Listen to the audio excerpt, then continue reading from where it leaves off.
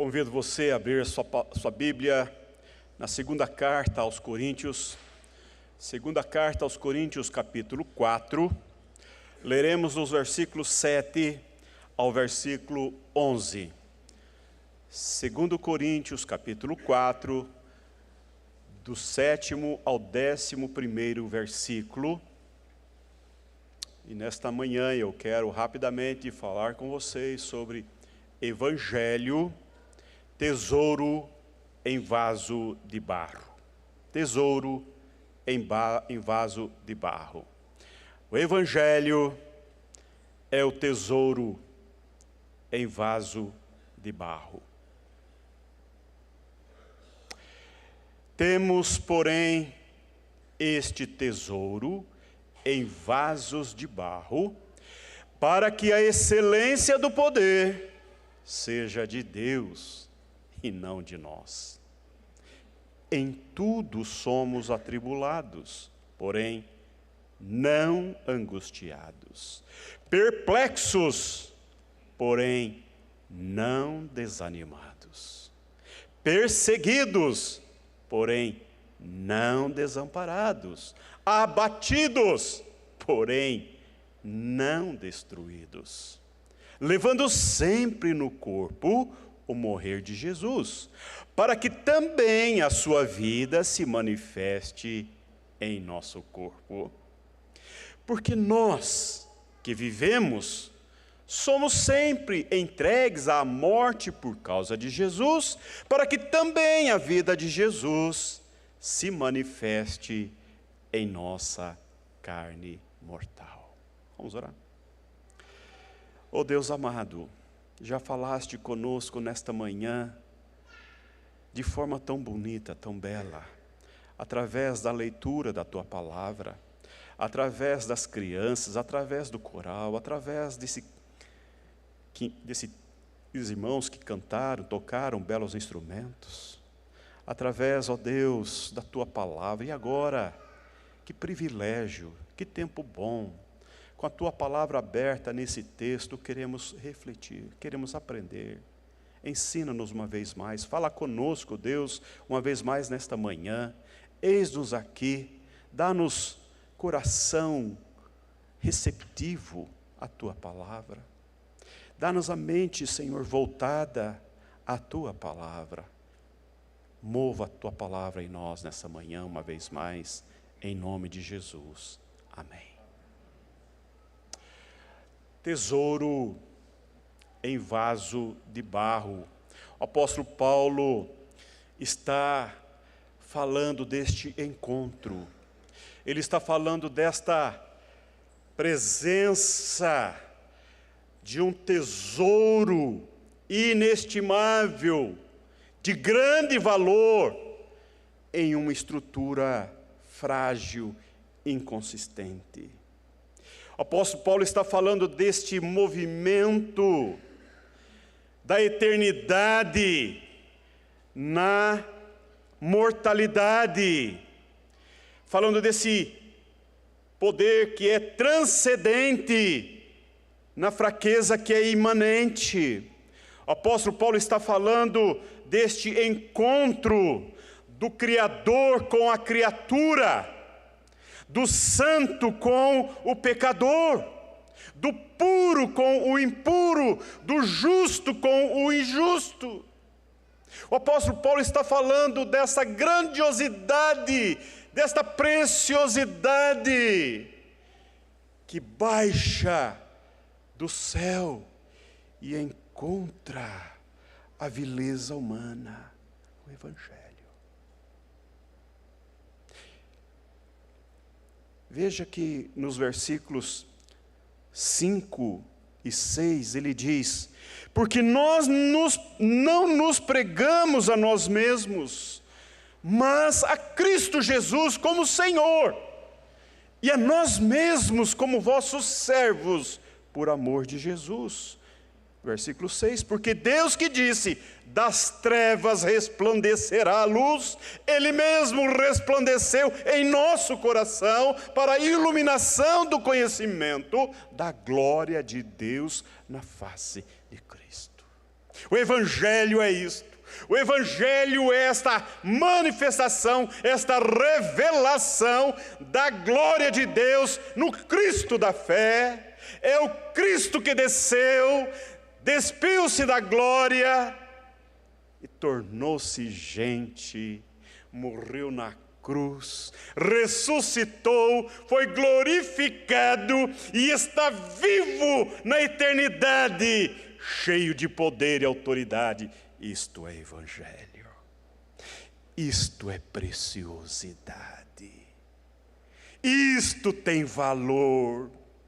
Isto é imperecível, é imutável, é transcendente.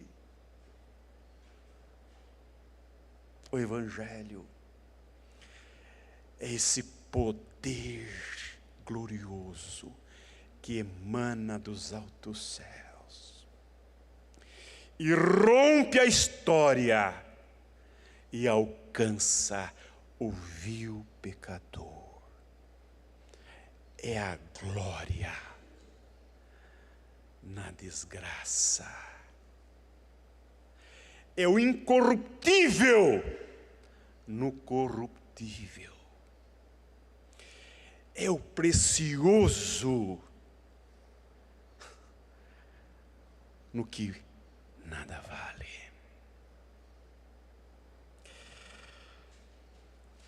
Agostinho diz que o santo não é aquele que peca. Santo é aquele que tem consciência do seu pecado.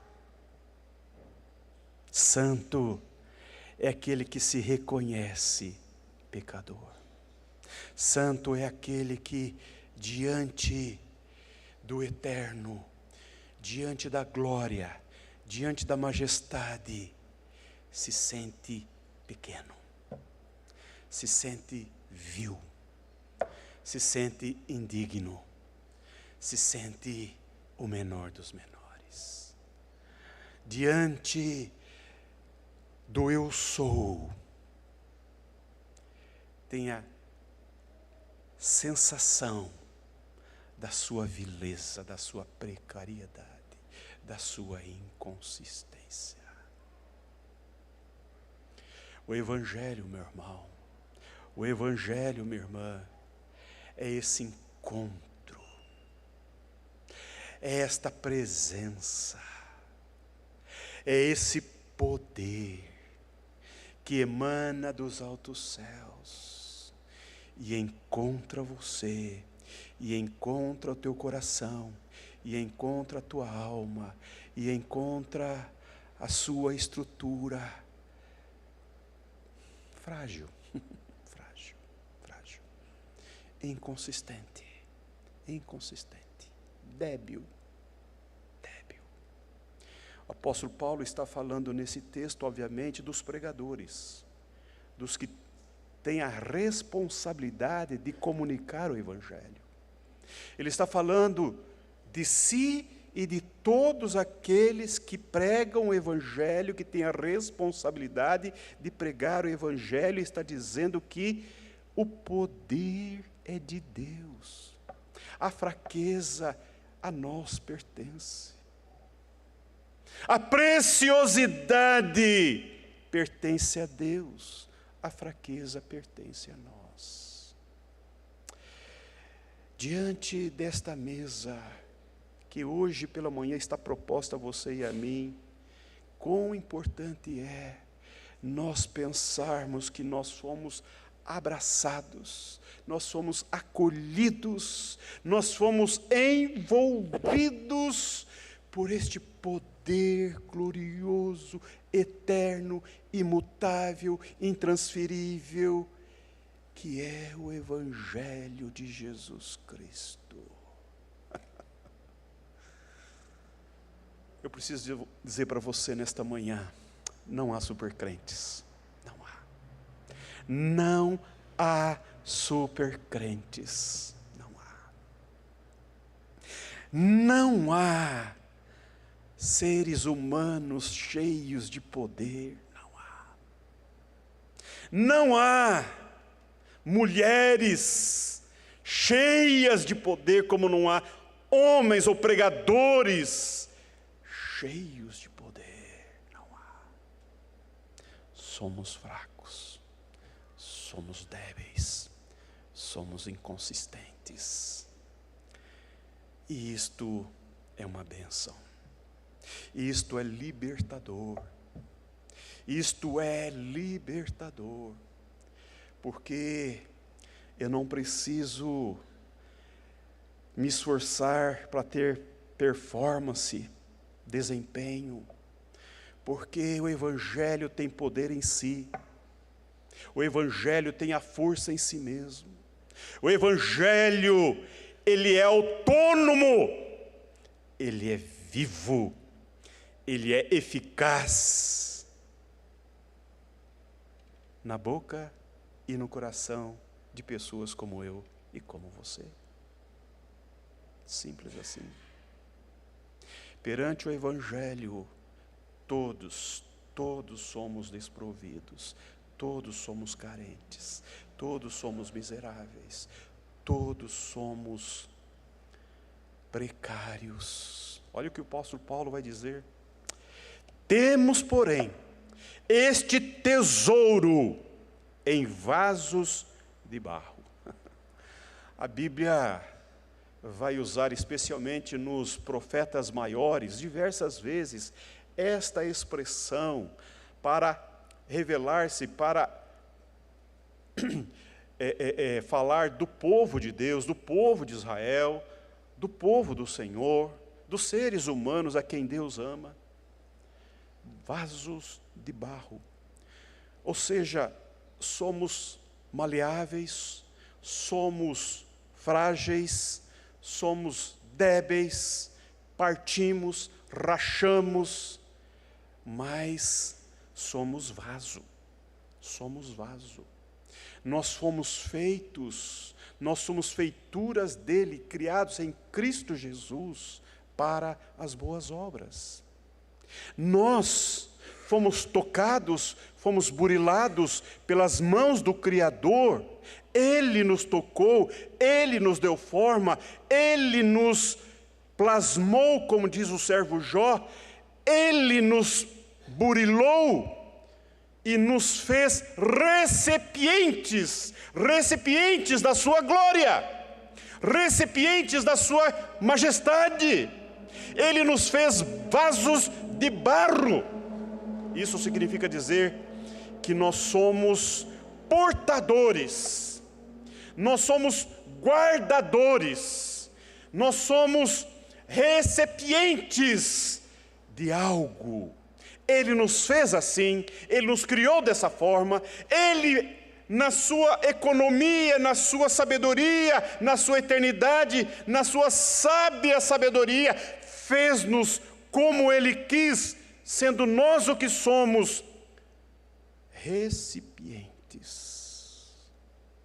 Ou seja, nós recebemos, nós somos cheios, nós guardamos, nós somos preenchidos. Que privilégio, que privilégio, que privilégio. Eu não sei você, mas nessa manhã, a mim é um privilégio tão grande poder estar com você, estar nesta igreja, estar com o povo de Deus, podendo cantar essas canções, podendo exaltar o nome do nosso Deus, podendo, junto com o povo de Deus, participarmos dos elementos da Santa Ceia, porque nós somos receptáculos de uma preciosidade. Sendo quem somos. Portanto, nessa manhã eu quero dizer para você, não há por que termos complexos de inferioridade, porque somos feituras dele, as mãos dele nos tocaram, somos todos iguais perante o Deus imutável. Não há complexo de superioridade, porque, embora sejamos diferentes, somos do mesmo barro. Agora, meu irmão, eu preciso dizer uma coisa para você. Nós trazemos conosco o que o apóstolo Paulo chama de tesouro, tesouro, tesouro. Isto é riquíssimo, isto é maravilhoso, isto é transformador, isto é renovador, isto nos dignifica, isso nos põe de pé, isso nos distingue, isso nos torna dele, para ele, para a glória dele. E eu quero então passar a falar para você quais são as implicações do Evangelho na nossa vida. Quais são as implicações do Evangelho na nossa vida? Veja o que ele vai dizer nos versículos 8 e 9. Versículo 8 ele vai dizer: em tudo somos atribulados. Passamos por tribulação. As tribulações fazem parte da vida, do processo. Em tudo somos atribulados, porém, não angustiados. Nós não vivemos nesse aperto, nesta angústia, nessa falta de sentido. Nós não vivemos mais sem sentido na existência, na vida, porque embora passamos por tribulação, este precioso presente, essa preciosidade nos sustenta, nos labora, nos trabalha e nos forja. O Evangelho é este poder que não nos permite ficar na angústia da alma, na angústia do inferno. A nossa alma, embora seja visitada pelas tribulações, o Evangelho, esse tesouro, não permite ficarmos abandonados nos nossos próprios sentimentos de morte. Ele vai dizer: em tudo somos perplexos, ficamos perplexos. A perplexidade nos toma. As surpresas da vida, a vida nos tira o chão. Porém, não ficamos desanimados. Embora tenhamos perdas, embora tenhamos prejuízos, embora lidamos com pessoas perversas, pessoas que nos roubam, que nos tiram, que querem nos sugar, todavia, o desânimo não faz parte da vida do cristão, porque o Evangelho nos traz ânimo. A palavra espírito é vento, força, movimento, dinamismo, hálito, fôlego, ânimo. Porque o Espírito Santo nos anima no homem interior. Isto é Evangelho. Isto é Evangelho. Deus não nos livra das condições existenciais, mas nas condições existenciais, Ele nos preserva, Ele nos sustenta, Ele nos põe de pé, porque é precioso. E Ele está trabalhando neste vaso que Ele sabe que é de barro. Que não suporta as tragédias da vida. E ele vai dizer: perseguidos, porém não desamparados. Que coisa maravilhosa. Esse é o Deus que vai, como bom pastor, atrás das suas ovelhas. Eu não sei qual é o sentimento que habita o seu coração nesta manhã. Talvez de perplexidade, talvez sentindo-se só, abandonado, perdido, vagueando, uma alma penada. Não, absolutamente não, porque o Evangelho é esta presença gloriosa na estrutura frágil, débil, inconsistente.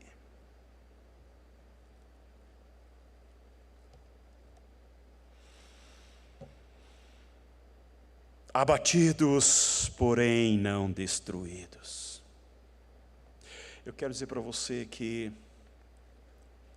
essas são algumas implicações, mas há outras implicações.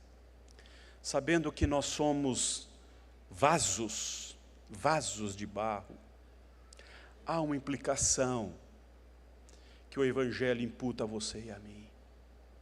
Há um cuidado que eu e você precisamos ter acerca de nós mesmos. Primeiro, é não pensar de nós além do que nos convém.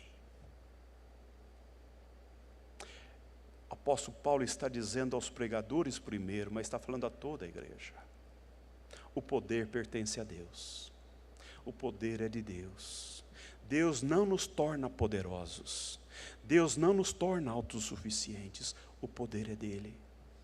Esse poder, ele usa na tua vida para sustentar você, para fortalecer você, para nutrir você, para lidar com as suas debilidades, com as suas fraquezas. Mas você não pense de você além do que lhe convém.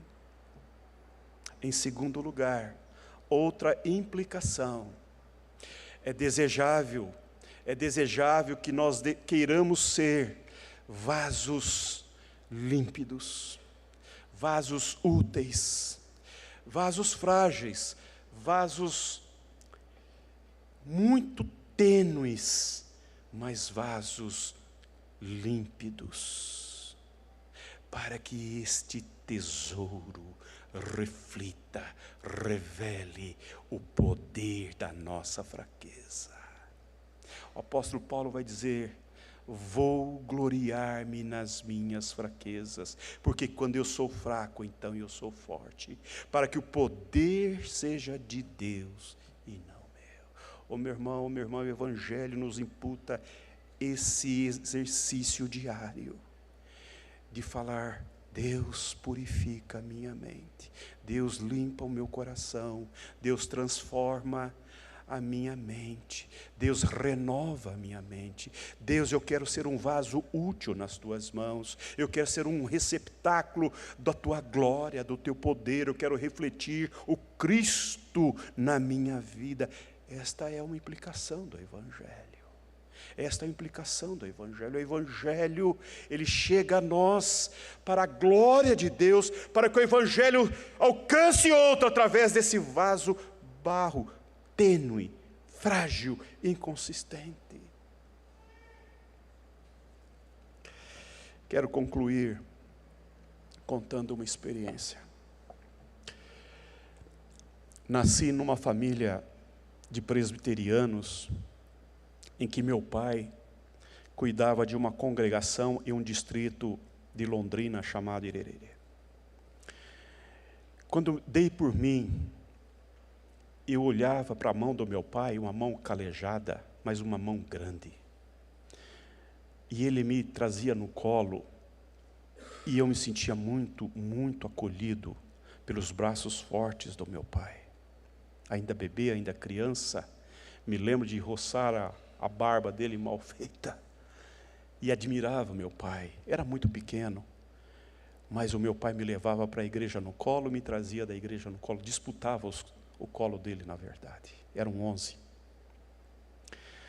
Lembro do meu pai, um trabalhador braçal, muito dedicado, dava ordens aos seus funcionários, ele era gerente de uma serraria, e era um homem muito bem quisto, e aquilo me orgulhava do meu pai, sendo um homem cristão, um homem com valores muito bem definidos, intransigente com o Evangelho, e aquilo me trazia grande alegria ver um homem grande, um homem alto, um homem forte, mas um homem crente.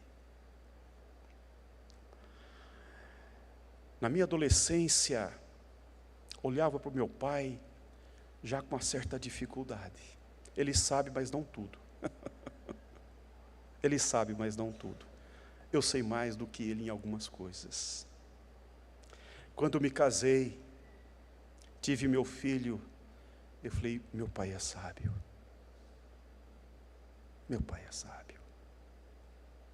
Porque o meu pai, todas as noites, ele nos aguardava na sala, com uma vitrola, tocando lá o Luiz de Carvalho, e ele orava por todos os filhos, cada um deles, e nós íamos dormir. Meu pai me ensinou cânticos, me ensinou hinos. Eu ouvia meu pai pregar e eu dormia no primeiro banco com meus irmãos, amontoado que nem ratos, assim, eram 11. Aquela ninhada de filhos dele ali no primeiro banco dormindo, e ele pregando, e eu ouvindo a voz do meu pai, era como se fosse voz de anjo. Dava uma soneira. Nos punha para dormir, pregando.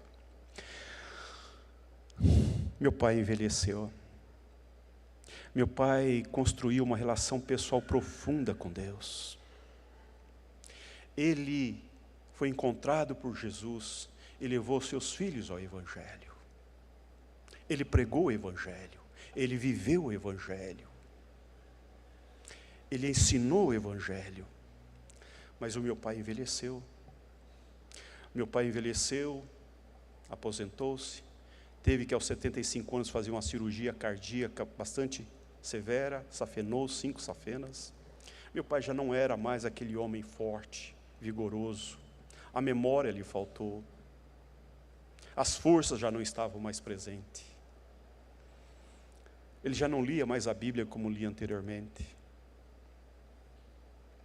Aí então, era eu que lia a Bíblia para ele. Era eu que fazia oração com ele.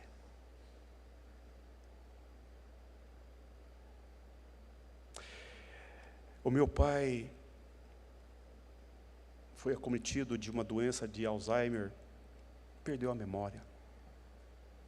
Não lembrava os versículos da Bíblia. Mas eu tenho uma grata memória. Eu tenho uma gratidão tão grande.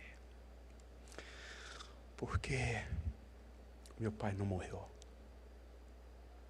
Meu pai não morreu. Porque ele morreu no Evangelho. Hoje ele está vivo. Sabe por quê? Porque esse tesouro que o acolheu, que laborou nele, que irradiou luz através da vida dele, que alcançou toda a família dele, muitos ao redor dele, esse tesouro que ele pregou com tanto vigor, em que ele depositou a sua esperança e a sua vida, perseverou até o final da sua vida, e ele foi assunto aos céus na glória do Pai. Isto é Evangelho. Por isso que o Evangelho é um tesouro em vasos de barro. Hoje, ele não precisa pregar, ele canta afinadíssimo no trono do Cordeiro. Santo, santo, santo é o Senhor. Toda a terra está cheia da sua glória. Oh, meu irmão, eu queria poder abrir a sua mente e inculcar isso no teu coração. Você pode amelhar tesouros, riquezas, poder, autoridade, mas tudo isso fenece, tudo isso passa, tudo isso fica. O Evangelho é eterno, é imperecível. Nós fenecemos, nós caímos, mas nossa alma está escondida em Cristo Jesus, na presença de Deus. Isto é Evangelho. Viva, pois, pelo Evangelho. Viva, pois, para a glória do Evangelho. Viva, pois, pelo poder do Evangelho. Que Deus nos abençoe.